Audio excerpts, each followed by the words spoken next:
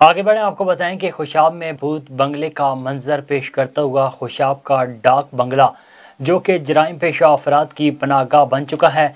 इसी हवाले से मजीद जानते हैं नुमाइंदा उमर खान से। जी उमर खान, तफसीलात से आगाह कीजिएगा। बंगला ये 100 साल तकरीबन इससे ऊपर का ये हो चुके हैं। और यहाँ आप देखें, मेरा कैमरामैन दिखाए तो आप देखें कि ये हमारा चीख चीख कर पुकार रही है कि हुक्मरानों खुदा का खौफ करो, ये कौमी असासा हैं, इन पे थोड़ी तवज्जो दो। तो अभी मैं आपको दिखाता हूँ मेरा कैमरामैन कि ये जो जगह है ये कौमी असासा है।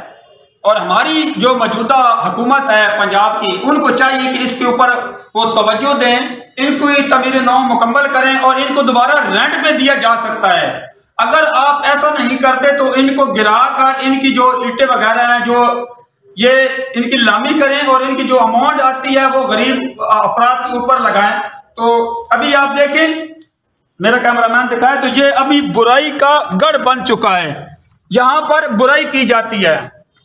और आप और भी दिखाता चलूं कि ये जो जगह है ये दिखाएं जी, ये दिखाएं। ये आप देखें कि निशाई अफराद यहाँ पर डेरे डाले हुए हैं और वो यहाँ पर आकर नशा करते हैं। यहाँ के जो चौकी इंचार्ज हैं उनको भी चाहिए कि यहाँ पर वो तवज्जो दें।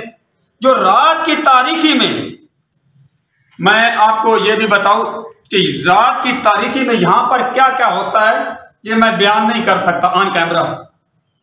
तो ये देखें, पंजाब हुकूमत को चाहिए कि इसके ऊपर तवज्जो दे और इसकी तमीर नौ मुकम्मल करे। और ये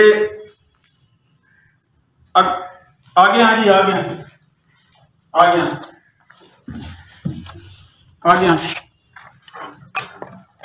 ये देखें, ये कभी महल हुआ करते थे। यहाँ पर बड़ी बड़ी फैमिलियां यहाँ पर रहायश इख्तियार करती और उनका रेंट जो मौजूदा हुकूमत होती उनको देती थी। तो पाकिस्तान के हालात बेहतर थे।